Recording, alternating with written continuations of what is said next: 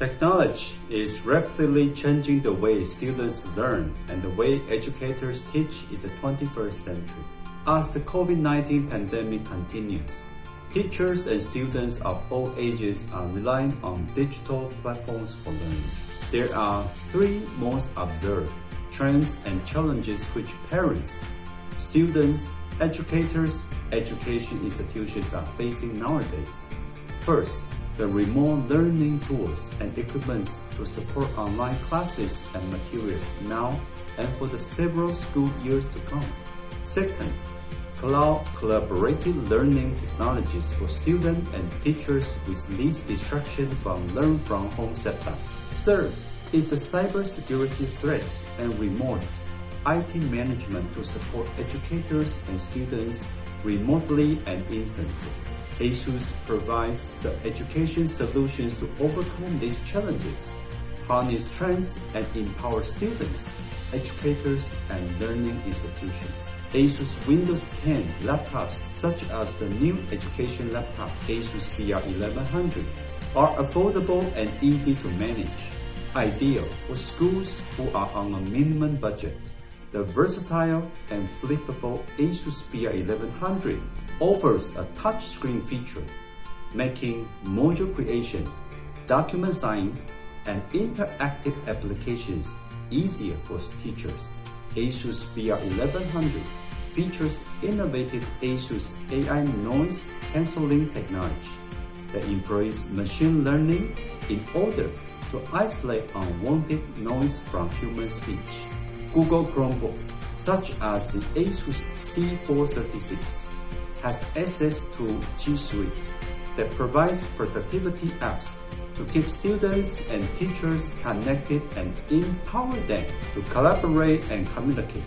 Flexible form factors can be clamshell, flip, or tablet, and with touchscreen feature. Simplifying deploying, giving IT administrators access to device policies, advanced security, and automatic updates ensures the school data is always safe and secure. We are also one in supporting and evaluating the education in the country. We are excited to announce the ASUS Education Program that will help schools in the modernization of their IT facilities and for educators and students to enhance their teaching and learning processes. Partner schools will enjoy development funds, computer laboratory decoration, teacher and student learning seminars to learn more about the ASUS product offerings and ASUS Education Program. Scan this QR code on your screen or send us an email for an online meeting and inquiries.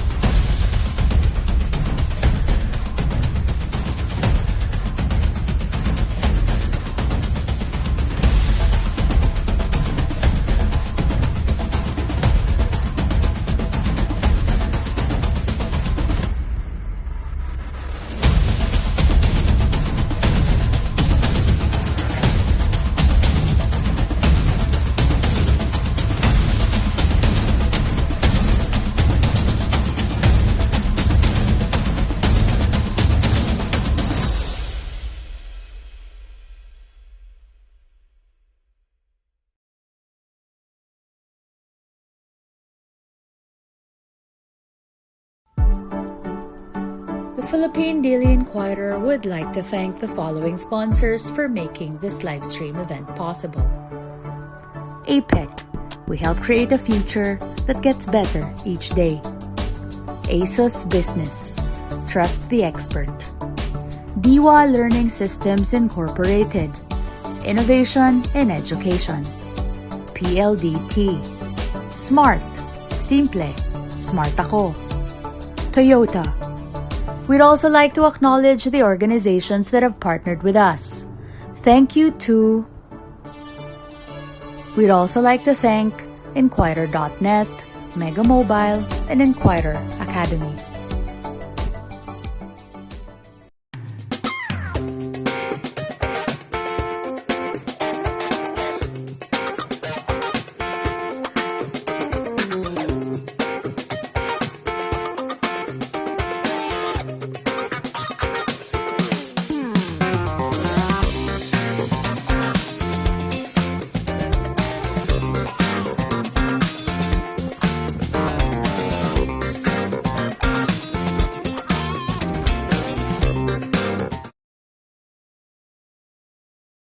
Good afternoon, everyone. Thank you for tuning in to the Inquirer Rebound webinar series presented by the Philippine Daily Inquirer. My name is Ruel de Vera, Arts and Books Editor of Inquirer Lifestyle, and with me is Dax Lucas, Inquirer Business Writing Editor, who will be my co-moderator for this live stream event. The Philippine Daily Inquirer and its sister companies introduced Project Rebound in the desire to empower Filipinos amidst these difficult times and to do its part in helping our economy bounce back. We have been doing this by sharing insights from experts and success stories that are meant to inspire others to recover and thrive. This is why we are here today. To know more about Project Rebound, let's watch this video. The COVID-19 pandemic and the resulting lockdowns have dealt a heavy blow on the economy. Millions of Filipinos were left jobless, thousands of companies were forced to close, and thousands more have had to downsize to ride out the downturn. But all is not lost. Almost a year into the crisis, the Philippines has begun its journey to recovery with stimulus measures and policies in place. Filipino companies, groups, and individuals have also shown their resilience and are slowly regaining their footing. The Philippine Daily Inquirer, along with its sister companies, seeks to do its share to help the Philippines bounce back from this unprecedented crisis by doing what it does best: tell the stories that empower the Filipino. Through Project Rebound, the Philippine Daily Inquirer will share expert insights and inspiring stories of how businesses can accelerate their recovery, how to retool and recalibrate to survive and even thrive amid the COVID-19 pandemic in collaboration with the government, civil society, and the private sector. With its 67 million strong reach across multimedia platforms, the Inquirer Group is indeed in a favorable position to inspire a rebound from the crisis.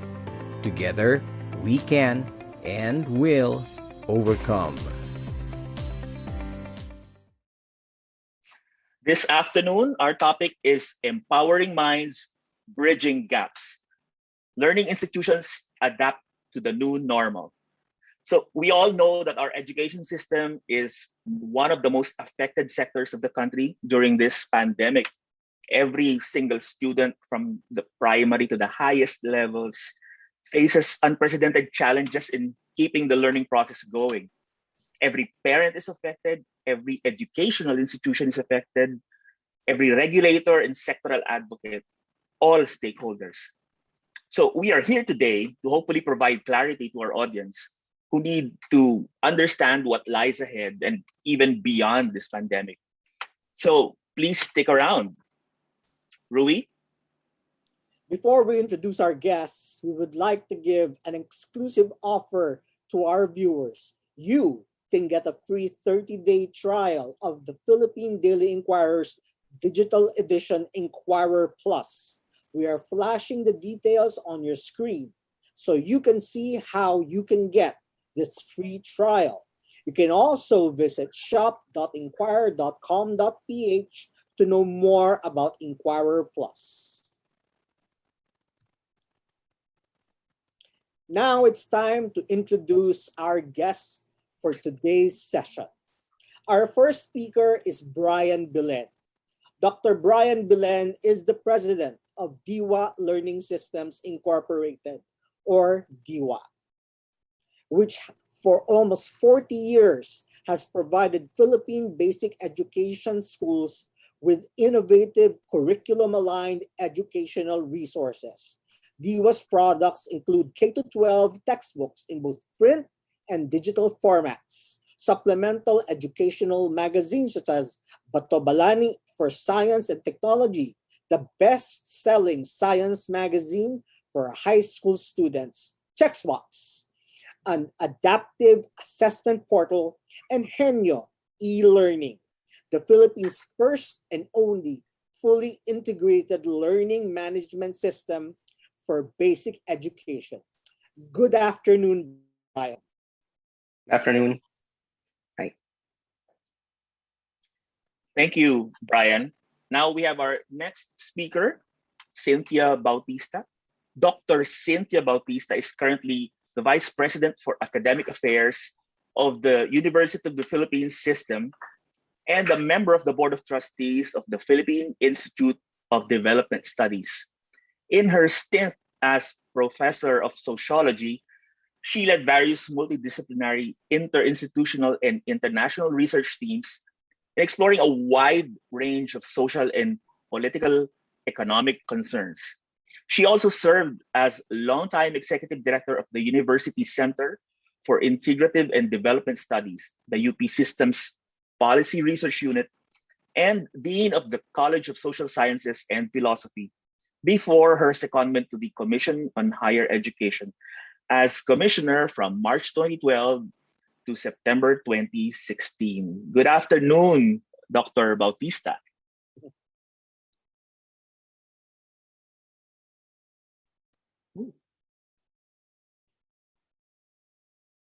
You might, there you go. Okay. There Good you afternoon, go. good afternoon, Dax and Rui, and to all those tuning in to this webinar. Good afternoon to all of you. All right. Thank you, Dr. Bautista. Our third speaker is Cathy Yap-Yang. Cathy is a multi-awarded and international financial journalist and joined PLDT Incorporated as Group Head of Corporate Communications last August 2021. What? 2021? August 2020. Cathy, who served most recently as anchor and managing editor of the ABS-CBN news channel, serves as communications strategist and advisor of PLDT's top management team. She also oversees the communications needs of the broader MVP group of companies, of which PLDT is part. She takes on the rank of first vice president and is also a part of PLDT's senior management team. Good afternoon, Cathy. Rui, good afternoon. Good afternoon, Dax. It's great to be here. Thank you so much.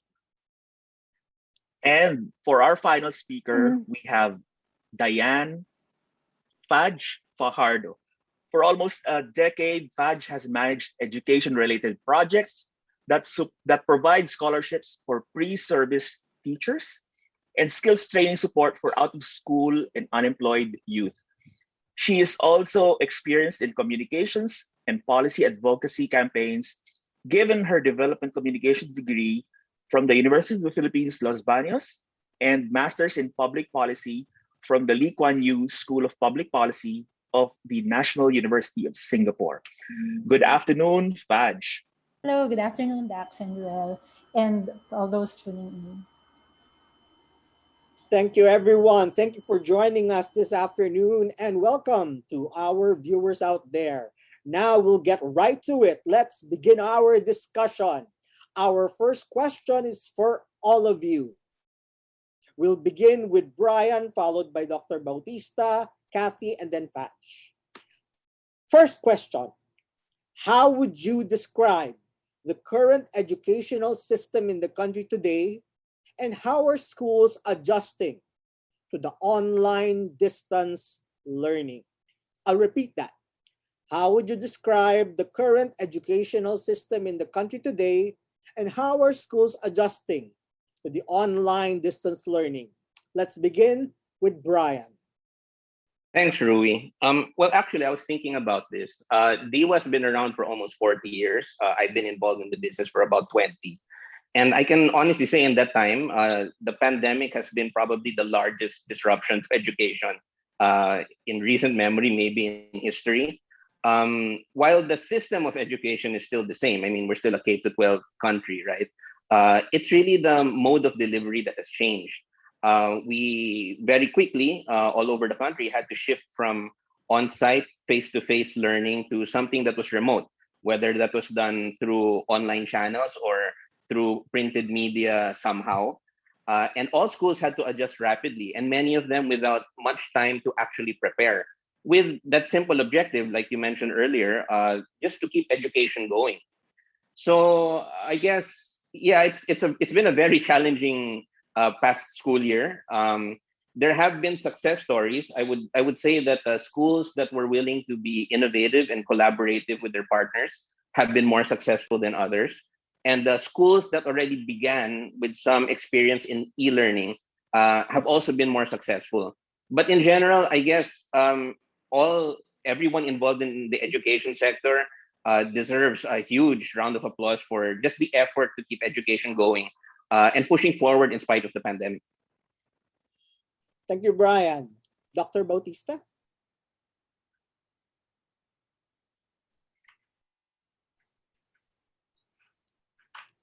I think you are on mute. Please unmute yourself. Don't worry, it happens every time. I promise. Sorry. It happens every time. No, I'll briefly give a snapshot of the Philippine education system from my perspective, and also discuss two of the many issues that it is currently confronting very, very quickly. I think the Philippine education system is in a state of transition. It is transitioning because K-12 is very new. K-12, in fact, was advocated long ago. It took six decades for it. All of the reviews were saying that we should add years, but it took 6 decades for us to have K-12, and we are still transitioning to K-12. There may be a curriculum, but with a properly implemented curriculum, qualified faculty, and modes of teaching, learning, and assessment that are more appropriate, we would have better basic education graduates, but we're not yet there. The second transition is the transition in the paradigm shift from education to learning and to lifelong learning. And then the shift to looking at competences, including the competence even of scholars to search for truth no matter where it leads, so that our learners will cope with a very disruptive future. And we have actually made this transition. The Philippines has made this transition at the level of policy. TESDA ahead of DepEd, DepEd ahead of CHED, but it's still a policy that is not yet fully absorbed or institutionalized in spirit. And the third transition is a transition we're undergoing now. This is a transition from the usual way of teaching and learning, face-to-face, teacher-centered, to more blended and technology-mediated and technology-enhanced learning. That will be our future. We cannot go back anymore to where we are, but we are still in that transition. That was a plan even before COVID-19 came, but COVID-19 catalyzed it. So as Brian was saying, all of us were caught off guard by COVID-19. But the two issues, I'll go very quickly. The two issues are the issue of quality, a persistent issue across many decades. It's the issue of quality of education. And I think right now it has become even more, people are saying it's a crisis. And then there's a whole discussion with the World Bank report. Our own assessment, curriculum, and technology research center in the University of the Philippines, which is a collaborative program with the University of Melbourne, did certain tests. And in the different tests in basic ed, national achievement tests for 6, grade 10, etc., even the basic education exit assessment for grade 12, our students were not performing most of them are not able to give the correct answers. When this group mapped the items in the questions to the 21st century skills along critical thinking, information technology, and problem solving, less than 1% answered the questions correctly. So this is just the teams. These are all local. It's already like that. And the teams and PISA are just saying that. I attended the session yesterday of the National Academy of Science and Technology scientific meeting. And Father Nebres actually looked at the items in teams and PISA and actually said that the first set of items are based on recall, the second set recall and application, and the third set are the higher order thinking skills. And even in the most basic, we were not doing well. So that is a problem, crisis. It is also a problem of higher ed. Higher ed has an uneven quality across the board, even before COVID. The other issue is the issue of the crisis of private education because of K-12, because of the free tuition law, and we have problems of private education sustaining themselves. So for now, that's how I look at the education system. COVID disrupted us. All right, thank you. Before Dax loses his mind, thank you, Dr. Bautista. Cathy, it's your turn. Yeah, that's really a whole load to digest, no? But it's essentially what we all went through. Oh my goodness, just being in a telco service. I like the word catalyzed, the word that Cynthia used, because from my point of view as a telco service, it really fast-tracked whatever we were doing to help the education sector pivot to learnings that were more relevant to the times. Admittedly, a real huge challenge right at the get-go. There was the initial shock. Ito yung sinasabi nga ni Brian, no, of the sudden shift to online distance learning, and we just had to get on with it. Suddenly, we had to enable setting up the entire ecosystem of education that would allow for learning continuity. Because as a telco provider, we filled that need.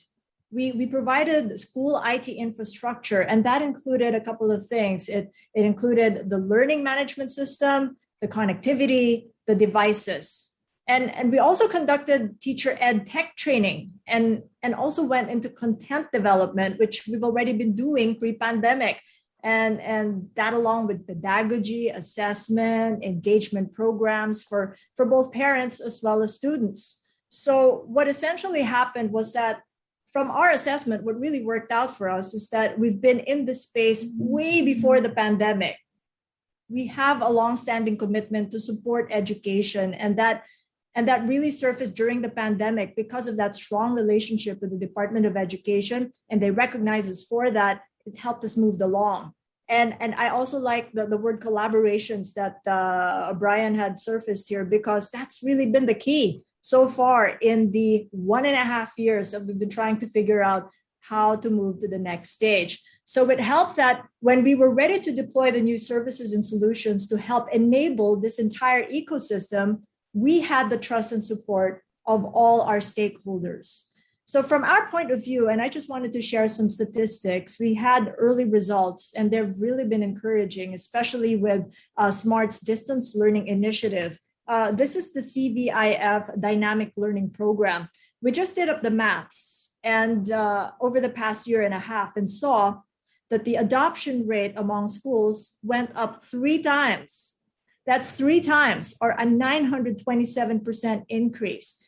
And when you come to think of it, this was a program that was created 19 years ago by the Bernidos. The couple are both Ramon Magsaysay awardees. They're lifelong educators. It originally was meant as a disaster resilient teaching strategy, given that schooling here gets disrupted because of the typhoons. But 19 years on, it's proven to be pandemic resilient as well. It helps the student learn independently. The program makes use of learning activity sheets, simplified lessons, practical exercises with limited supervision. So it complements any modalities of the Department of Education. In fact, it was added to DepEd's supplementary learning resources since last year. But despite all that, we're still work in progress. We still have a lot to learn. 1 year and a half in the lockdown has provided us what we like to call as a dry run, if you will. And now the focus is on learning from those experiences and fine-tuning what works, weeding out what does not, whether it be online or modular or TV-based or radio-based. So we're hoping to leverage on what we already know now to help pivot to the evolving needs of the entire educational ecosystem. Thank you, Cathy. Faj? I think all of the points were already raised, but just to reiterate the point of and the stand of PBED is that we are in a crisis. No one administration is to blame. This is a result of decades of problems and challenges that were not addressed then. And also it's exacerbated by the pandemic. And at the same time, as Cinch mentioned, we're in a transition of the K-12 and at the same time, the mode of learning. So our systems were tested while we plug holes in other sectors like public health, employment, which are also integral to the continuation of education. Because right now, we can't reopen schools. Children can go to school. And then their parents, if they're not employed, they can't support the education of their kids. So yeah, we're really in a crisis given the assessment results of international organizations too. No? And then on your second question, I think we had a taste of what we needed to prepare for. So hopefully this year we're better prepared. But some schools are doing what they can. Those who can adapt, they shifted online. And those who cannot, especially small private schools, they closed down. Sa operating expenses pa lang, hirap na sila, and even with the salaries of the teachers. And when I went around my city, I can see tarps of various private schools offering discounts and more flexible payment terms just to keep the enrollment going. So the private schools are really struggling, and in the public school naman, I think the teachers and administrators are still having difficulty given the logistical preparations for blended or modular learning since we can't reopen the schools yet. And even though with all of the efforts of the private sector, the NGOs, the development sector, the private companies to skill, reskill, and train our teachers and administrators for online learning, it's still not enough. Imagine around 900,000 teachers that we need to train for. So I think it's a timing issue then na right now we're in a transition. But at the same time, parang ito na yung tipping point. So we really need to adjust, collaborate, and really adapt. So there, thank you. Excellent insight. Allow me to slightly tweak the next question for each of our participants, and I'd like to start with Brian.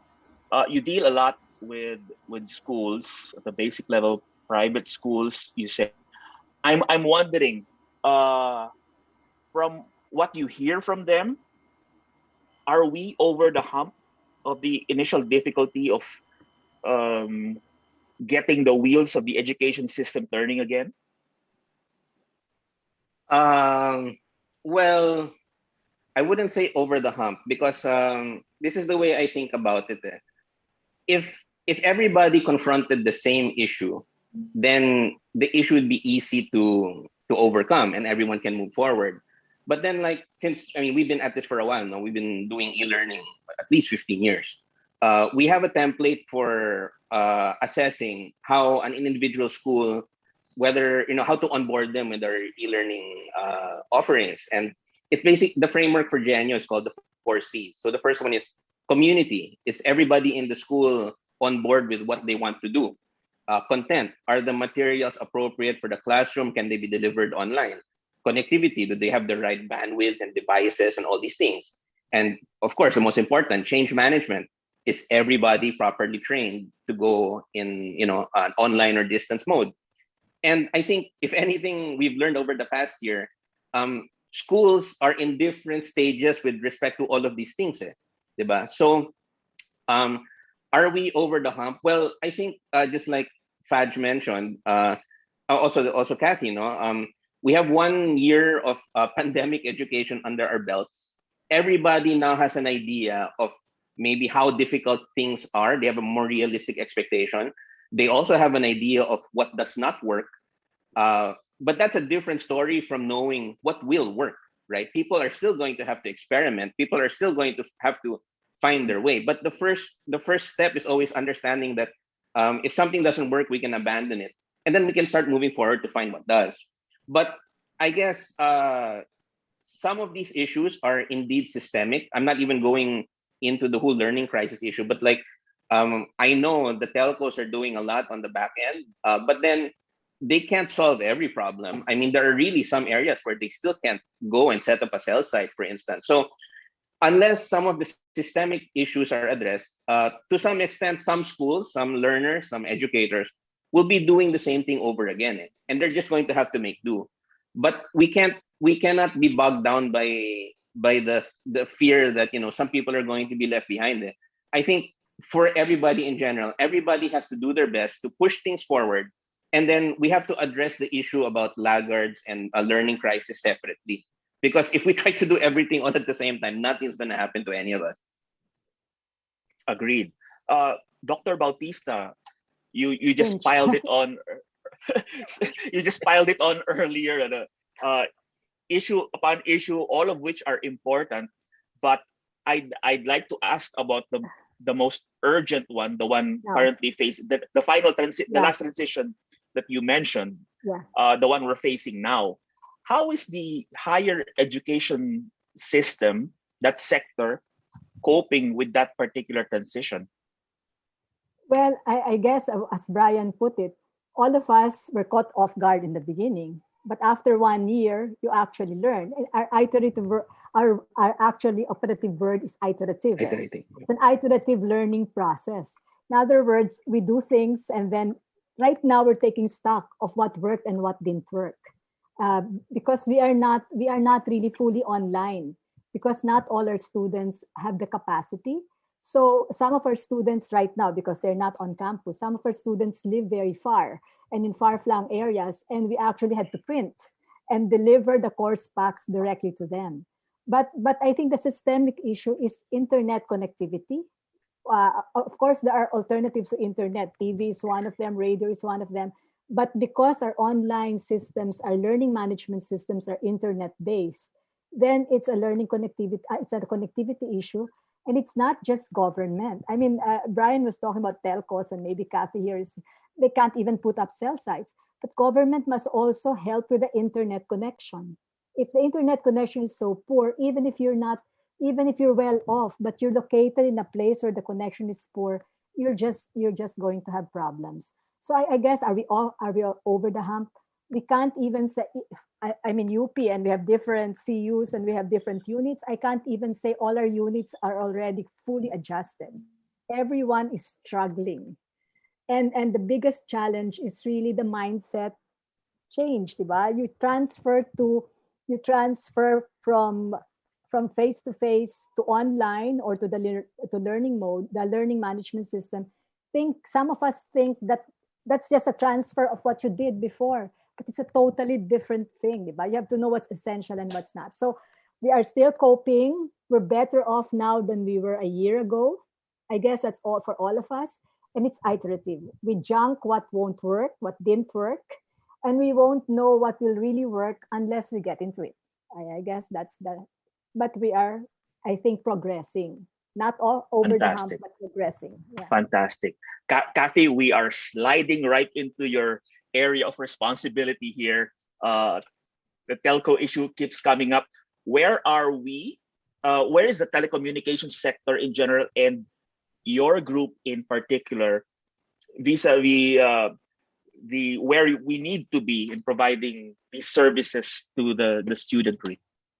Yeah, I'm glad that Cynthia brought up progressing. It's really a positive outlook that we really have to embrace, because even us as a telco service, we've done a lot to strengthen that connectivity. If we had to pick the two biggest challenges, it's one, access to devices, and two, being able to afford connectivity for online learning. That's why DepEd espoused various modalities apart from online, such as modular, TV, and radio. And these have allowed schools to continue the teaching and learning process during the pandemic. We do recognize that we're very much part of the solution rather than the problem. So we've developed solutions and programs to support these different learning modalities. For online learning, for instance, PLDT Enterprise offers platforms such as what Cynthia had mentioned, learning management system. We also have the online engagement tools. As for connectivity, we've been actively rolling out our Wi-Fi connectivity to communities. This is what we call the Barangay Connect project. This involves fast, free, and reliable smart Wi-Fi connectivity to communities that need the most for learning and working. And we've also come up with the Giga study packages for mobile phone users, so students can get simpler access to a selection of learning apps and productivity tools for e-learning. And for our Smart and TNT subscribers, we have also given them access for free DepEd Commons. That's the online learning resource portal. So as you can see, we've really come up with solutions that have resonated during the pandemic. Pre-pandemic, we were already getting on with these solutions. But for the last mile schools, and this is pretty interesting because these are those that are without access to devices and connectivity. And the way that we've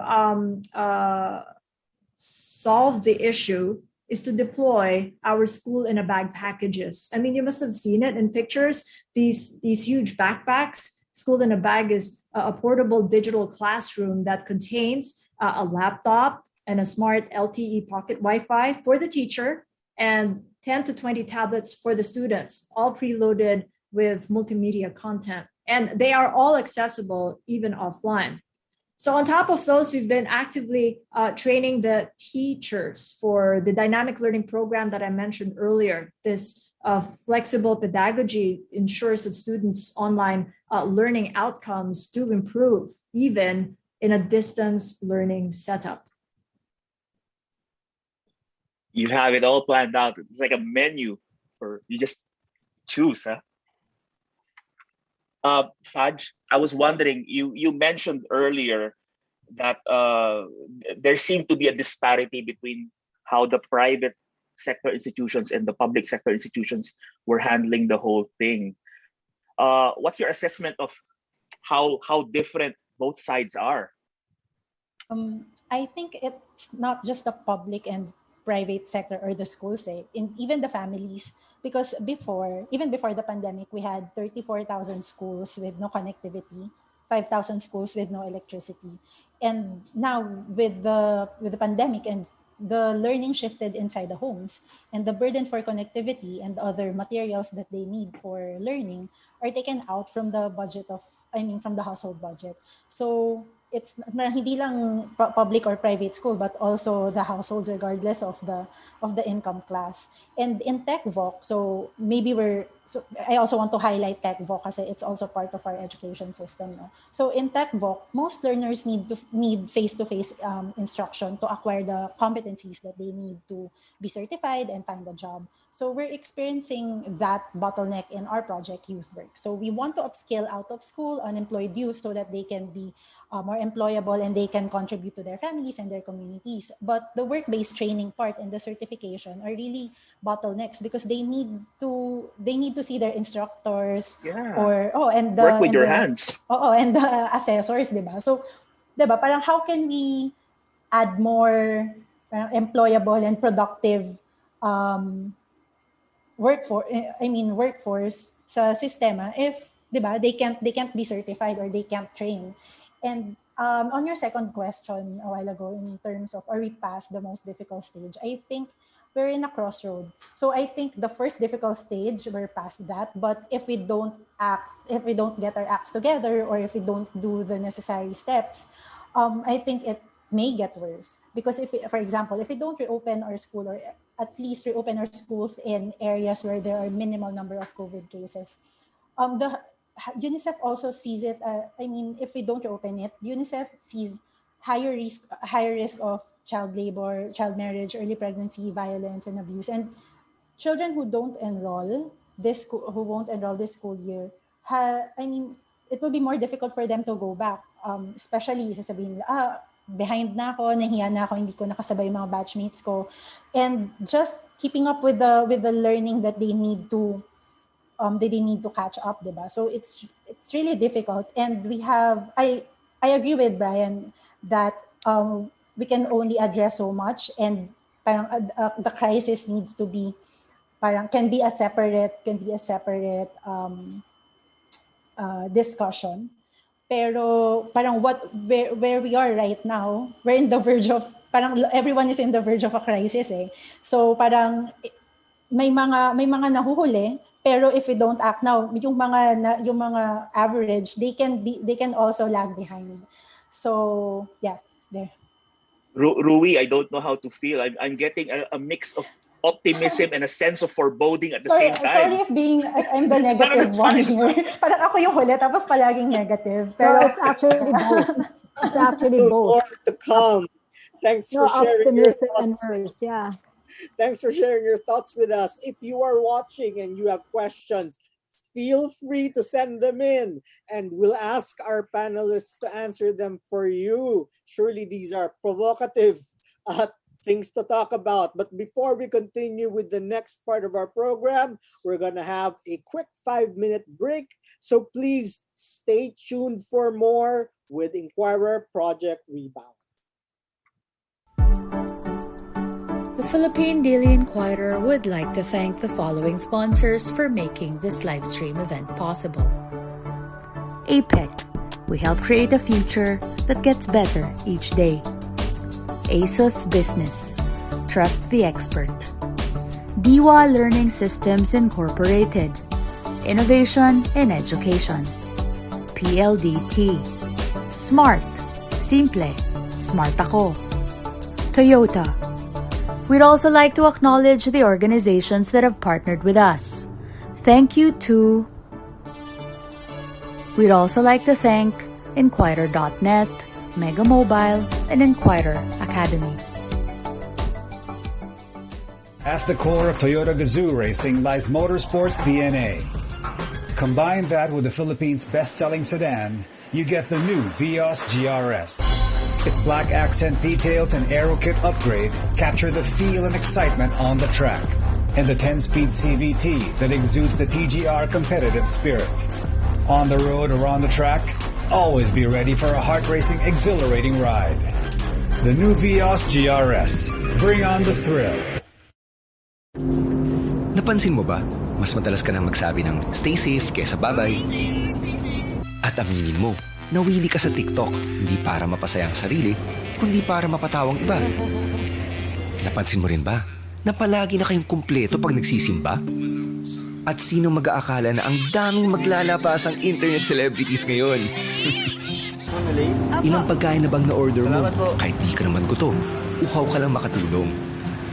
At nakailang care emojis ka nang nasend mula ng ECQ. Pansin mo, iba na bigla ang go-to playlist mo. Alam mo rin bang mas maraming naglalabas ng pera ngayon? Kahit taghirap? Alam mo kung bakit? Kasi patuloy mang magbago ang mundo, isang bagay ang mananatili. Malalampasan din natin to. Hindi tayo mawawalan ng pag-asa. Kaya patuloy namin pinapanatili pinakamabilis at pinakamalawak ang inyong network. So we can all be connected by hope.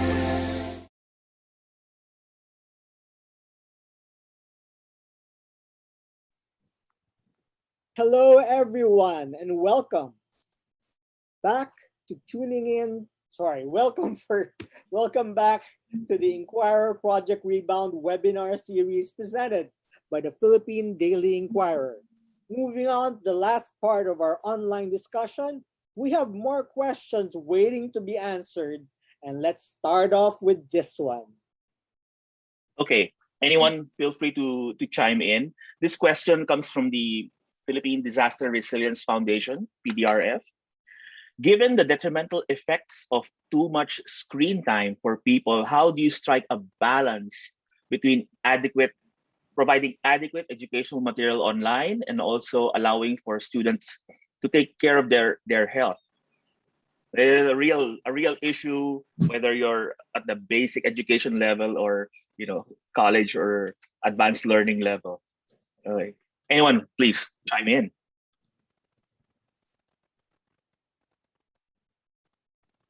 I guess, yeah. If you're talking about, let's talk about synchronous classes and online, because that's where everyone is on the screen. And we just culminated discussions because mental health is a big issue for us. I don't know if it's a big issue in basic ed, but it is serious for higher education. Maybe about a third. There are studies that show about a third to about 40% of our students are depressive, and COVID actually increases that level. So breaks. In the discussion among the psychiatrists and the resource persons, we're saying there should be breaks. So if it's a synchronous Zoom class like this, there should be a break. I mean, and then sometimes the break is not break from the screen. It's really student engagement. So you break them up and make them do work, but they're in breakout groups. So even if they're on screen, it's not the same as being on screen and listening to somebody talking on screen. So breaks like that. Then we actually introduced a reading break. I mean, because our students are so overwhelmed and they're complaining that they're overwhelmed with requirements. So in the middle, this is iterative. In the middle of it all, because students were feeling like this and some of our faculty were feeling the same way, we just put a break within the calendar. So everybody could have a reading break. And that reading break may be a reading break. You catch up with your classes, or you just really rest. But this doesn't, there are many problems. We don't know how to deal with mental health issues yet. Even if we have peer groups and systems for this, and our psych serve is really in demand, we really have to give time to breaks and so we're a little bit more compassion. Yeah, so we're really in the discovery stage of all this, right? Discovery, as well as, I guess, to just move the needle, Dax, because it really is a big issue across the board. I mean, we've been very active in helping raise mental health awareness during the pandemic. Too much of something is never a good thing, as Cynthia was saying. We need breaks. People need to switch off, and parents need to know how to provide their children guidance along it. So alongside the education initiatives I mentioned earlier, we have been propagating our Better Today advocacy. We've staged a series of webinars on mental health to provide critical support for the youth in this pandemic alone. I mean, we've invited influencers, clinical psychologists, thought leaders to help enable the youth cope. And our advocacy has been received quite well. Just for our October run last year, we ran that for a month.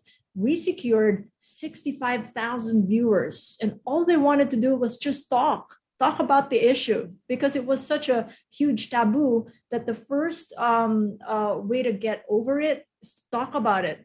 And that was reinforced last May, just about 2 months ago. And we've got these statistics in. Our month-long series attracted twice more, or at least 120,000 viewers. Amazing. So on top of that, we really got encouraged. We've taken great care of the safety of our children, not only in the way of protecting them mentally, but also their safety online. We have started way back last year during the pandemic, at the height of the pandemic, Cyber Smart Virtual Caravan. It's a program that ensures that both teachers and students are safe from the bad actors as they go online. It's interactive. It's a gamified platform. You can have a look online. It helps raise awareness on many fronts, on data privacy and security, internet safety, even spotting and combating fake news. It also deals with computer and mobile protection, responsible social media use, and online child safety. So it's a whole slew of learnings that anyone can take from. We've taken it a step further, if I could just add, and it's really taking that huge leap, disabling the bad actors online. This is part of our anti-OSAIC efforts. OSAIC stands for the Online Sexual Exploitation and Abuse of Children. Our cybersecurity team has blocked, to date, at least 30,000 sites that host CSAM. CSAM stands for the Child Sexual Abuse Materials. And we also have a partnership with UNICEF, where we have developed our own child safeguarding policy within the group. It is a document that we've signed, led by Group Corp Coms last November, and that policy now is embedded in the way we carry out our business. I think I need that program to get me off online shopping. Rui, take it away. No, but I also think that based on what my students say, that they also miss the interaction. It's partly the isolation of not being able to talk to each other, and part of the online classes that they enjoy is just being able to see each other. So that's one thing that they're looking for. Okay. Our next question can be answered by anyone. It's from the Public Relations Society of the Philippines. What is the assistance provided to the public school teachers to equip them to continue teaching during this difficult time? I think that this question should also be addressed to what assistance can be provided to the private school teachers to equip them to teach during this difficult time. So anyone, please.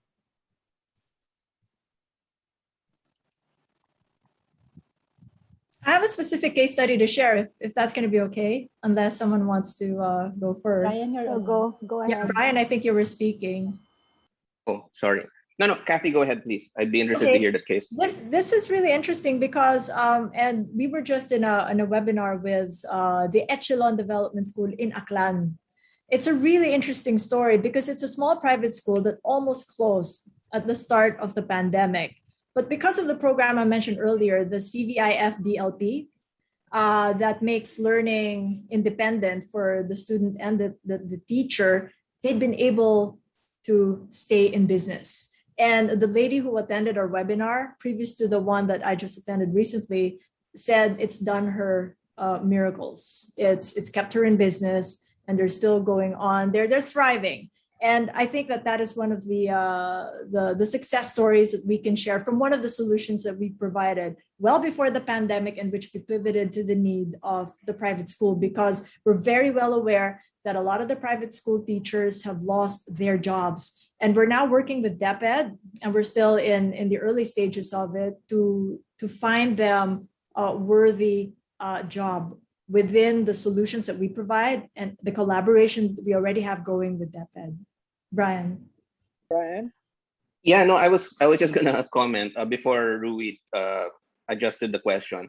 I actually think it's very sad a lot of the time people pose the question, what are people doing for the public schools? When in fact, the entire education system is both public and private, right? So I guess Faj will be the one to attest to this. Sometimes the problem with our education policy, it makes that distinction that there is a public system, there's a private system, when in fact it should be one and the same. Now, having said that, of course, our company provides learning solutions. So we're not deaf to that, even if the public sector is not really our target market.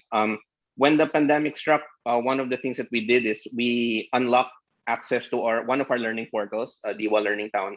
So specifically, public school teachers could get access to a little bit more content that they might need, especially since in the public sector, a lot of teachers needed to create their own modules, and then, of course, for our own clients who had their own set of problems, a lot of the support that we provided was for training. Like to relate it to the earlier question about mental health, we enhanced all our teacher training with the cyber wellness topics. We doubled down on trying to get teachers acquainted with, how exactly are you supposed to deliver classes online? And the most important thing, what do you do when things don't turn out the way you expect? So, I think in general, if the question is how is the private sector trying to help address these education challenges, I think there are a lot of you get a lot of support from the private sector in general. It's just now really a question of how do you channel that support to the publics that need it the most, whether it's a public school teacher or a private school one. I guess Go ahead. Okay, go ahead, Diane. Go. Sorry. So if I may follow Brian, no? So I think complementarity between public and the private schools is really important. So first, if we look at the private school teachers, they don't just need training, reskilling, online training. First, they need to retain their jobs, and we can do that if the government expands their voucher program, diba? So if the government doesn't have the infrastructure or the teachers to cater to all of the students transferring to the public school, so diba, we can leverage that and get the help of the private schools in catering to all these students. And then for our public school teachers naman, I think we can it's a suggestion that we can have teaching aides. We have lots of education graduates and non-passers of LEP. Pero they're not, somehow they went through the curriculum and they somehow know what should be done in the classroom. So maybe to unload the burden especially from the public school teachers, we can have teaching aides that can, from time to time, cater to the needs of one student. Kasi, diba, the teacher, it's really difficult for the teacher to cater to 30, 35 students. So I think someone even in the virtual classroom to help assist her will really be of great help. I'm very grateful that I'm very happy, in fact, that Cathy's work and Smart is working with CVIF schools. Basically, this is not just because of the disasters. It's really they're teaching their students to be independent learners. The first problem then was we don't have teachers in science. This was where it began. Diba? No teachers in science. Therefore, they developed these materials and they develop a method by which students can learn independently. I'm very happy you're doing this, and it is expanding. And it's expanding, and DepEd has legitimized it in a sense. Diba? You can actually do it in a DepEd school. This is where the future should be. Our problem now, in higher ed, is even our higher ed students have difficulty being independent learners. Because the world is a world of disruptions. We have to train our students to be independent learners, to be creative by themselves as well. Apart from the collaboration with others, they have to learn independence. But our schooling system did not train us to be independent. So this is one model that can actually be replicated even in the public schools. Having said that, public schools, I think they give loads to their teachers. They give in a certain internet load for them. And then I think they do a lot of training, and wellness and mental health is also one of their issues. So they also do such training. But yes, complementarity of private and public schools, that's what our Constitution says. And right now, private institutions have problems. And we might have to help them as well. Thank you, Dr. Bautista. Dax, I think we can jump to your question. I think we've already answered this next one. I think we should go to yours. Sure. This is actually my favorite part of the of the show. Crystal ball gazing. Okay. And I'd like to poll all our resource speakers on this one. So how long do you think will schools have to implement an online learning scheme? And how soon can students be back in physical classrooms again? What will the landscape look like going forward? Dr. Bautista, if you'd like to start. Yeah, I guess we will not completely give up online. I think your question is, when will we be completely off a pure online mode or a pure remote mode? Well, we're hoping this will happen in the beginning of the second semester for college, in the beginning of the second semester 2021-2022, sometime in January. But that all depends upon vaccination and upon all of these preliminaries. Our problem is we cannot even graduate students yet. And those students who need laboratories and need even limited face-to-face because of the situation. But hopefully we will begin blending, and we're preparing for blending already in the second semester. see, it's very difficult. You have to let students come back, diba? If you're blending and they're in class, even if they're not in a face-to-face class, they should be in school for all of the internet access, the library subscriptions. But yes, hopefully, second semester, January 2020. Yeah. Brian, how does it look like from your end? Yeah, well, I remain hopeful for, like Dr. Bautista said, January 2022. Clearly, for basic education, nothing's going to happen in the first semester. We're still on the same mode. But the reason why, if it were me, I would really push for January 2022 is because, a lot of education is really experiential. It's, being there on somewhere with your peers, with the teacher in front of you. And a lot gets lost in translation when you're in online. My view is that everything that we've done in the past school year is really just something, again, to keep the learning process going. So this is very unnatural. But from all of this unnatural state, we can take away some things that will enrich the regular learning process. So I do hope that some parts of this will remain. Now, assuming we do go back to face-to-face in January, or maybe, plus or minus a few months or semesters, as the case may be. I think what's clear right now is because this pandemic is taking a little bit longer than we all thought to resolve itself. And without sounding glib, I honestly believe on some level, we should all start priming ourselves to how are we going to live and carry on with this sort of environment around it.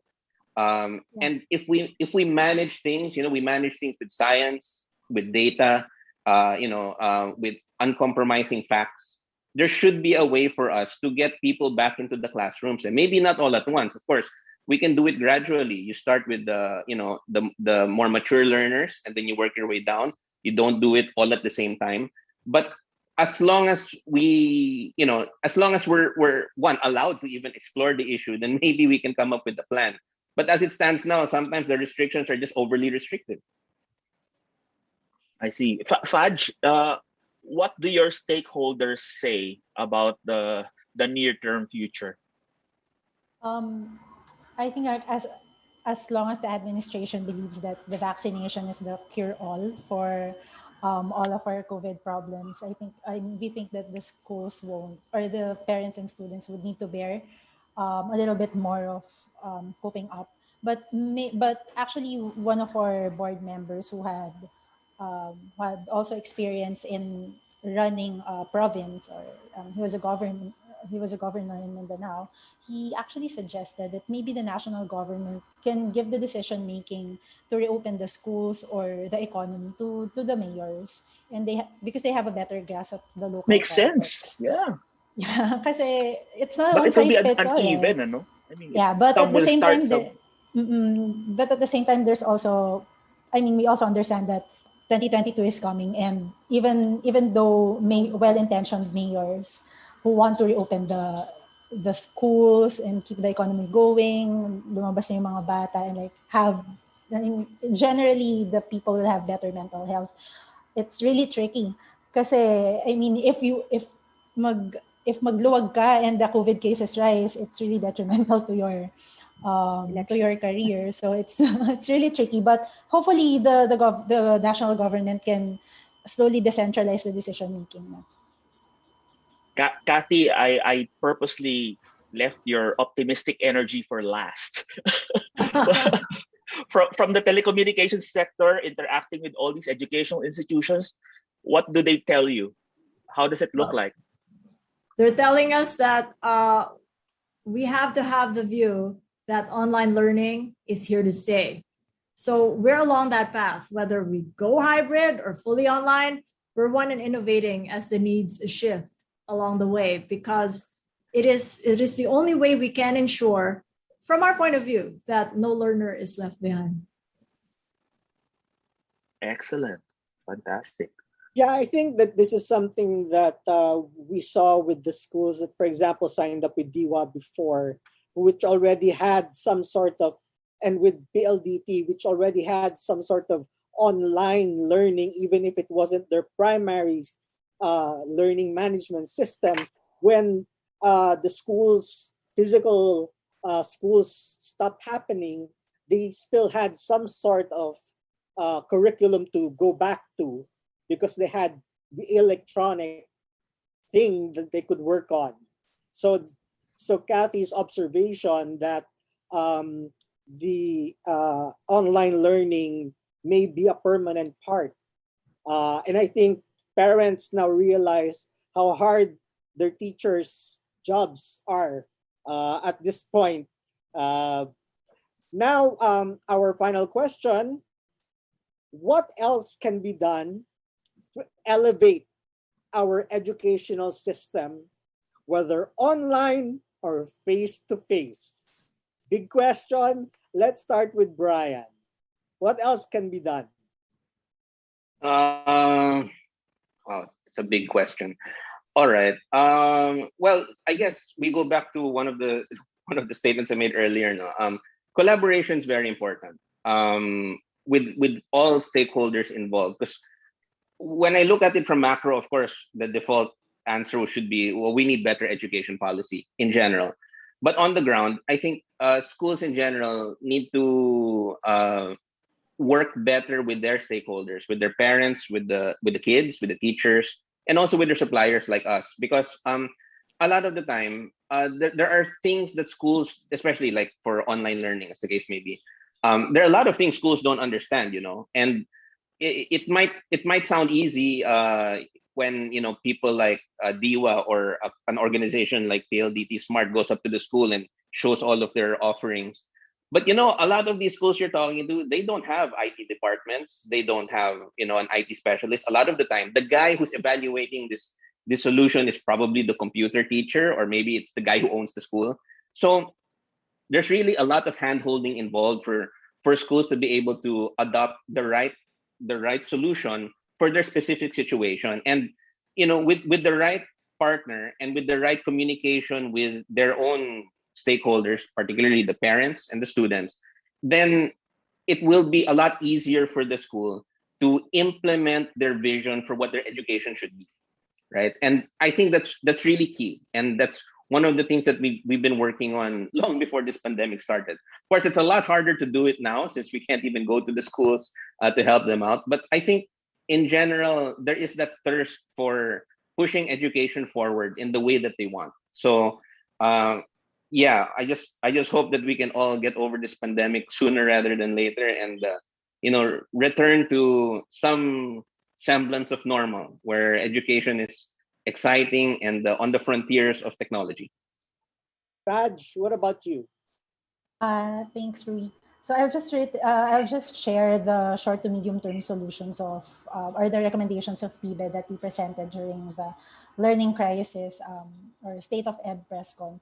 So first, we need to allocate more funds in education by earmarking a certain percentage of funds, especially from the Mandanas ruling, that will be implemented next year. So with that, we can solve connectivity devices issues and even nutrition, which leads me to my second point. So even before they start schooling, we need to prepare them for schooling. So a lot of kids now are malnourished and stunted. So if they don't have well-developed brains, even though bigyan mo ng device, good teachers, they're not just physically prepared to learn. And then third is that these are low-hanging fruits now. So third is that we should have an autonomous assessment agency that will monitor and evaluate the learning competencies across all levels. Because what's happening now is that, okay, may sariling competency yung, assessment yung DepEd, CHED, TESDA, but not across.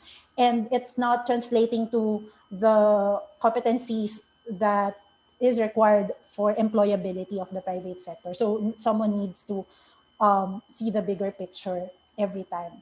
And then fourth, we need to strengthen our mother tongue-based multilingual education, though this is quite tricky, especially we have 100 plus languages. But I think it can be strengthened.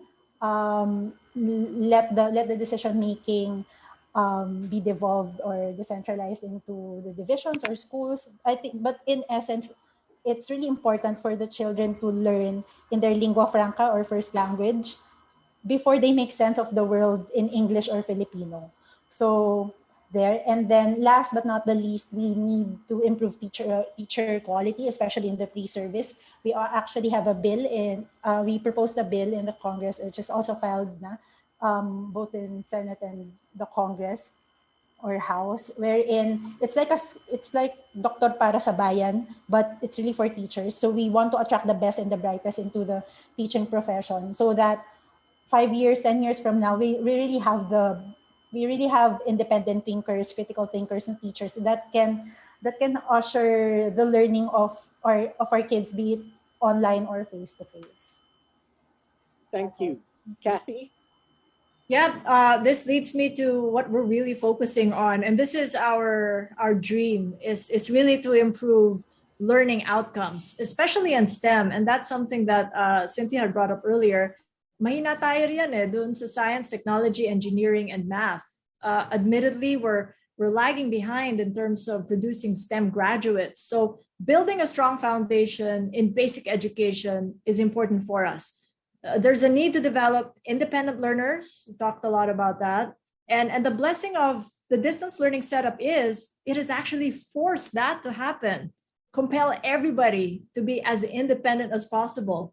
And as a group, we're in a position to support all these modalities because outside PLDT and SMART and within the MVP group of companies, Signal has 2 channels that airs DepEd for free.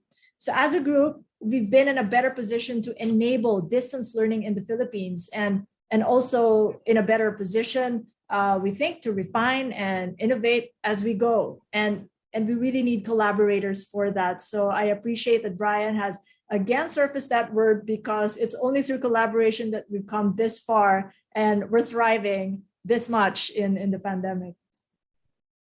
Thank you, Cathy. Dr. Bautista. I guess I learned a lot even from us here. I didn't even know some of the initiatives that are and the collaboration that is the potential collaboration that can be done because of all of these initiatives. Well, I just want to go back to what Cathy was saying earlier. I think technology enhanced or technology mediated education will be part of our everyday life. And I think what she was saying earlier about LMS, what she was saying that more people are going into this, more schools are going to this. In higher ed, it's the LMS. You know, we have had learning management systems even before COVID, and some of our our higher education institutions already purchased Canvas, Blackboard long ago. But yesterday's session, they were saying that very few faculty members actually used it. But because of COVID, now almost everyone is into the LMS. Now, what's the value for me of the LMS? The value for me of the LMS, it's setting the platform where you now put in materials and you're now making students go there and do it themselves.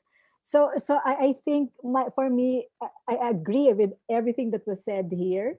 I thank PBED for that long list, and I agree with all of this. But what is important, I think, for us is really that change. The change that we know teachers are not going to be transmitting knowledge, diba? I mean, we're so theory oriented. Everything else will be applied when you leave school. Teachers don't necessarily hone competences because the framing is still the old school teachers are transmitting. So my wish is that mindset change, that paradigm shift to learning. And the future is student engagement, learner engagement, and learner agency. That's where the future is going because the world will always be disrupted. We have disruptive technologies, AI, fourth industrial revolution, and pandemics. I think COVID will be here to stay. We just have to learn how to live with COVID and with the new pandemics that will come. So yeah, the mindset change. Thank you very much, everybody. You know, the weirdest thing is that is true, but the funny thing is, I think the students kind of miss their teachers. I think as a teacher, I do miss my students. So yes, LMS is here to stay, but it would really be nice to be able to see the students again.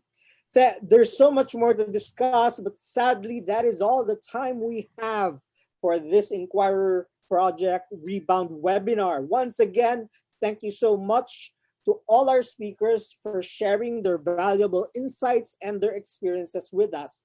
We will be ending this online discussion with a closing message from each of our speakers. Let us start with Brian. Okay, so I guess first I'd like to say thank you to Inquirer for putting together this exchange of perspectives on Philippine education. Just like Dr. Bautista said, I certainly learned a lot from the exchange that we've just had now. I mean, I've learned from Dr. Bautista, from Cathy, and from Faj. Now, on behalf of Diwa, we've always believed in giving education the attention it deserves. So I look forward to assisting education stakeholders to have rich and innovative learning experiences, even in spite of these challenging times. So thank you, and more power to Inquirer Rebound. Thank you, Brian. Now let's hear from Dr. Cynthia Bautista. No, thank you also to Inquirer in this project, and to Daxim and Ruel. I think we should have more of this, because I think okay, I pick up the collaboration, diba? If you don't know what the others are doing, then it's harder to synergize. So I am grateful that you actually organized this. I'm grateful to be here, and thank you very much for this. Thank you, Dr. Bautista. Cathy? Sharing that same gratitude. It's lifelong learning in action. What we had just gone through, an hour of just sharing, it really helps keep the ideas flowing, get the collaborations and the synergies going. And it's just keeping us true to our mother advocacy of no learner is left behind. This is what Chairman MVP had always imbued in us, that education is very important. So our commitment is to enable our learners with connectivity, then collaborate with multi-stakeholders. So we're enjoining everyone here on this call, and to those who might be able to view this, to reach out to us and see where we can bridge the gaps in strengthening online distance learning. Thank you. Thanks, Cathy. Nice seeing you again. Finally, let's hear from Faj. Thanks, Dax and Ruel, and thank you, Inquirer, for giving us this platform to share our initiatives and also our thoughts. In PBED, we believe that education is everyone's business, no? So the private sector is always there and eager to help, but can only do so much. Policies and institutional reforms need to be in place to maximize the help that the private sector can give. So parang the government should let us help them. So thank you. Thank you, Faj. Thank you, Cathy. Thank you, Dr. Bautista. Thank you, Brian. This is very interesting. You know, the funny thing is we hope that those of you who listened didn't learn a thing or two, because our panelists and we certainly learned a thing or two just by doing this panel. And that's it for our webinar today. Thank you again to our friends and partners. Thank you for your time and sharing your insights with us.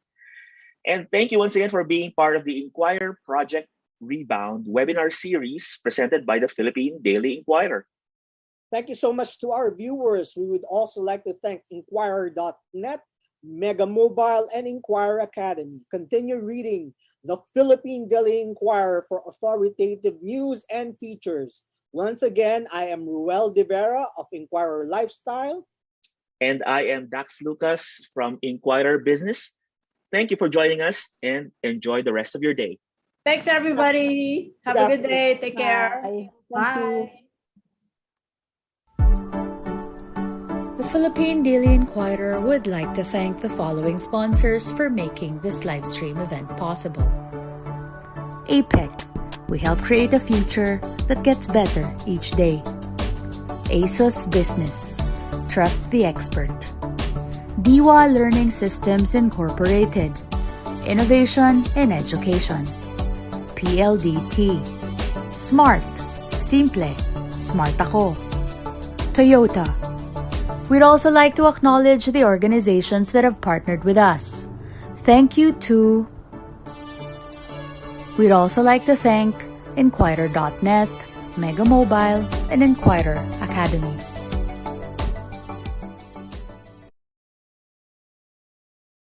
At the core of Toyota Gazoo racing lies motorsports DNA. Combine that with the Philippines' best-selling sedan, you get the new Vios GRS. Its black accent details and aero kit upgrade capture the feel and excitement on the track. And the 10-speed CVT that exudes the TGR competitive spirit. On the road or on the track, always be ready for a heart-racing, exhilarating ride. The new Vios GRS. Bring on the thrill. Napansin mo ba? Mas madalas ka nang magsabi ng stay safe kesa bye-bye. At aminin mo, nawili ka sa TikTok, hindi para mapasaya ang sarili, kundi para mapatawang iba.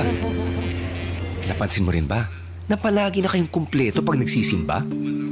At sino mag-aakala na ang daming maglalabas ang internet celebrities ngayon? Ilang pagkain na bang na-order mo? Kahit di ka naman gutom, uhaw ka lang makatulong. At nakailang care emojis ka nang nasend mula ng ECQ. Pansin mo, iba na bigla ang go-to playlist mo. Alam mo rin bang mas maraming naglalabas ng pera ngayon? Kahit taghirap? Alam mo kung bakit? Kasi patuloy mang magbago ang mundo, isang bagay ang mananatili. Malalampasan din natin to. Hindi tayo mawawalan ng pag-asa. Kaya patuloy namin pinapanatili pinakamabilis at pinakamalawak ang inyong network. So we can all be connected by hope.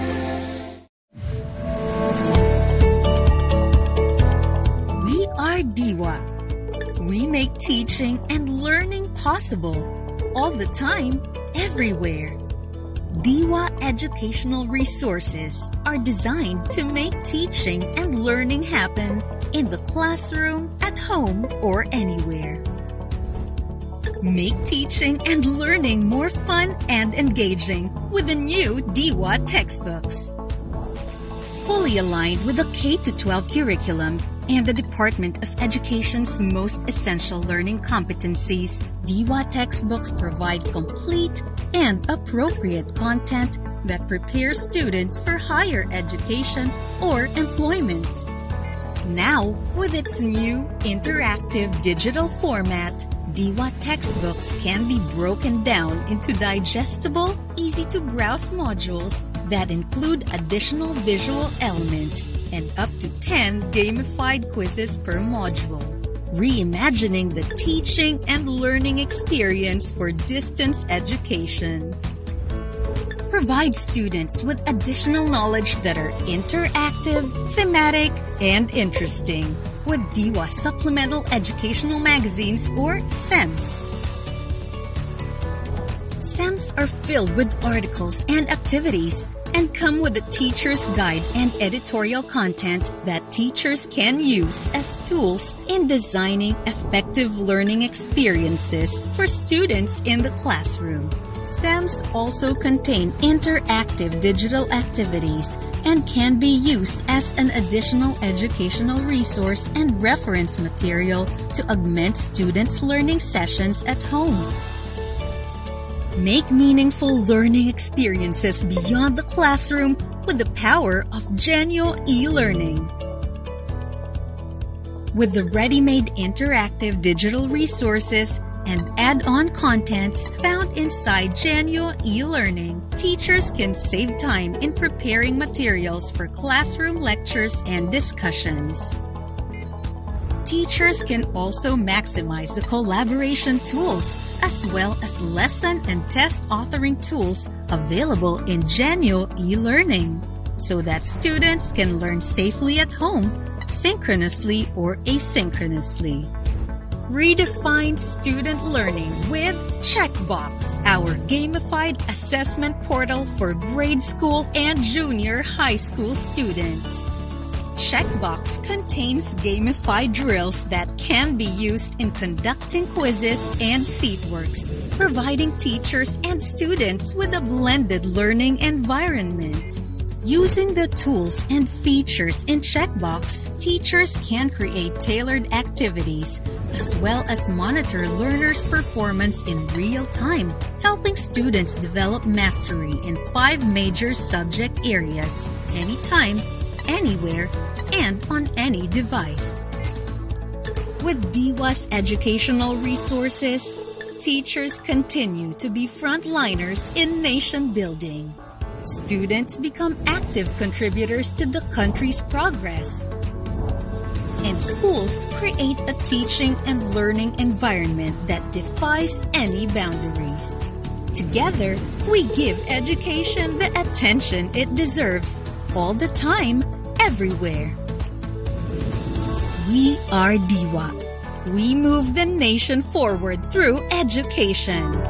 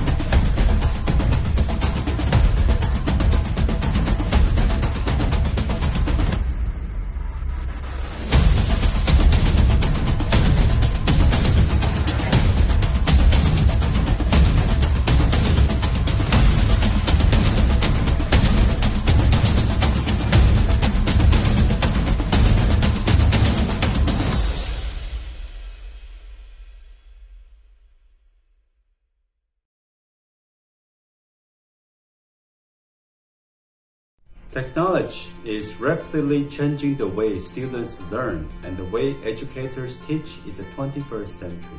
As the COVID-19 pandemic continues, teachers and students of all ages are relying on digital platforms for learning. There are three most observed trends and challenges which parents, students, educators, education institutions are facing nowadays. First, the remote learning tools and equipment to support online classes and materials now and for the several school years to come. Second, cloud collaborative learning technologies for students and teachers with least distraction from learn from home setup. Third is the cybersecurity threats and remote IT management to support educators and students remotely and instantly. ASUS provides the education solutions to overcome these challenges, harness trends, and empower students, educators, and learning institutions. ASUS Windows 10 laptops, such as the new education laptop ASUS VR1100, are affordable and easy to manage, ideal for schools who are on a minimum budget. The versatile and flippable ASUS VR1100 offers a touchscreen feature, making module creation, document signing, and interactive applications easier for teachers. ASUS VR1100 features innovative ASUS AI noise cancelling technology that employs machine learning in order to isolate unwanted noise from human speech. Google Chromebook, such as the ASUS C436, has access to G Suite that provides productivity apps to keep students and teachers connected and empower them to collaborate and communicate. Flexible form factors can be clamshell, flip, or tablet, and with touchscreen feature. Simplifying deploying, giving IT administrators access to device policies, advanced security, and automatic updates ensures the school data is always safe and secure. We are also one in supporting and evaluating the education in the country. We are excited to announce the ASUS Education Program that will help schools in the modernization of their IT facilities and for educators and students to enhance their teaching and learning processes. Partner schools will enjoy development funds, computer laboratory decoration, teacher and student learning seminars to learn more about the ASUS product offerings and ASUS Education Program. Scan this QR code on your screen or send us an email for an online meeting and inquiries.